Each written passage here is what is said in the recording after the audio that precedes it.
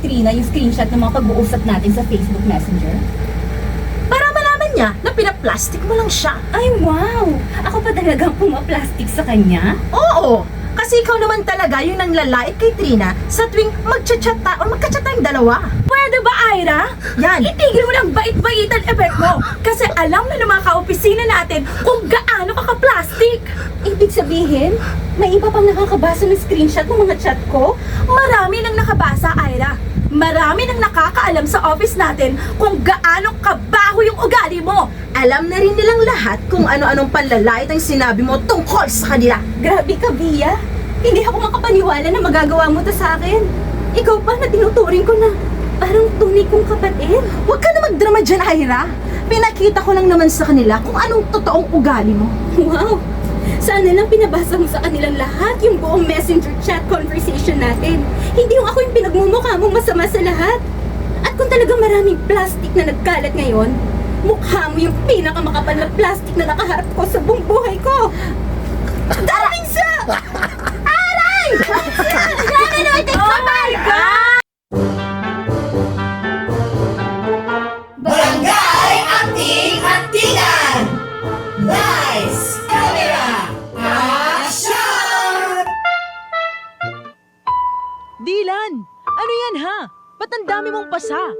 Uminahon ka nga. Wala to. Nadulas lang ako sa CR nung isang araw. Dylan, wag mo akong gawing tanga. Alam ko kung pinagkaiba ng pasa na galing sa aksidente at pasa na sinadya mo. Sino may gawa nito sa'yo ha? Magsalita ka! Ano bang pakialam mo ha? Ipapaalala ko lang sa'yo, hindi kita kapatid. Hindi nga tayo lumaki sa isang bahay eh. At higit sa lahat, magkaiba tayo ng tatay. Kung utang na loob, lubayan mo na utang na loob. Lubayan mo na ako, tigilan mo na ang pagpapanggap mo na concerned ka. Seryoso ka? Talaga ba, Dylan? Ang Oo. sikip mo naman magsalita. Kanya na ba talaga kasama ang tingin mo sa akin? Ni minsan, hindi ko inisip na magkaiba tayo ng tatay. Simulat sa pool, buong kapatid na ang tingin at turing ko sa'yo. Ba't ka ba nagkakaganyan, ha? Ano bang nagawa kong kasalanan sa'yo para kamuhian mo ng ganitong katindi?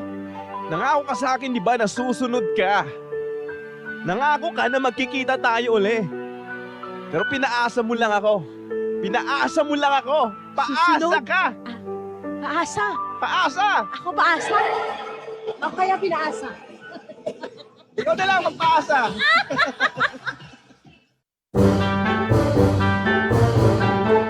Barangay Anting-Antingan!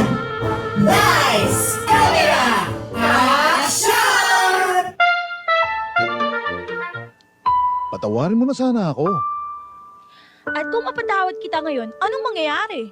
Kung meron man akong gustong mangyari ngayon, walang iba kundi magkaayos tayo at sana mabigyan mo ako ng third chance. Third chance ang mukha mo. Ano daw?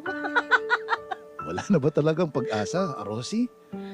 Isipin mo lahat ng ginawa mo sa akin at saka mo itanong kung dapat bang bigyan kita ng third chance.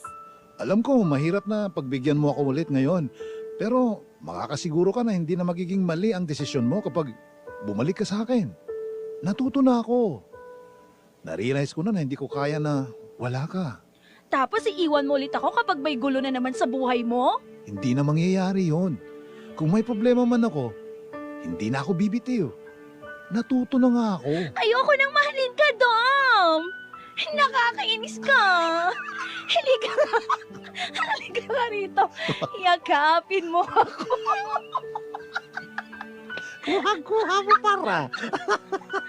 Halika nga rito! Ala, take two yung Rosie. Ah, Ayoko nang, ayoko nang mahalin ka, Dom! Mm. Nakakainis ka! Halika nga rito! Yakapin mo ako! Ibig sabihin, pasado na ako sa third chance? Ayaw mo ata eh! Gusto ko siyempre. Gustong gusto. Ay, gayang-gaya yun ah!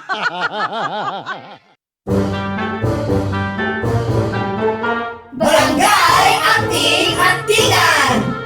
Lights, camera, action! Huwag na lang kaya ako pumunta sa Sabado. Hala, tampo agad eh. Ang gusto ko lang mangyari kasi, mahanap mo na yung the one para sa'yo. Tingnan mo ako. Oo na! ikaw nang nakahanap ng forever sa feeling ni Leonard mo. Si LL. Ay! Gusto mo ba talagang mag-inggit, ha? Lakas na nga maka-pressure, malakas pa mang-inject. Kung madadaan ka sa inggit para lang, alam mo yon, mapabilis na yung paghahanap mo sa jowa. Ay, naku talaga!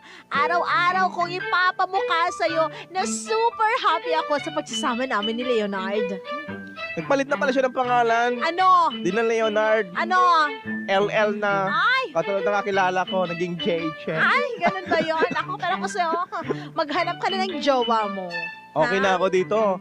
At least single ako, di ako nasasaktan. Pag naghiwalay kayo, masasaktan ka. Ha, basta ako, masaya ako. Sa feeling. Nga. Barangay LS 89.3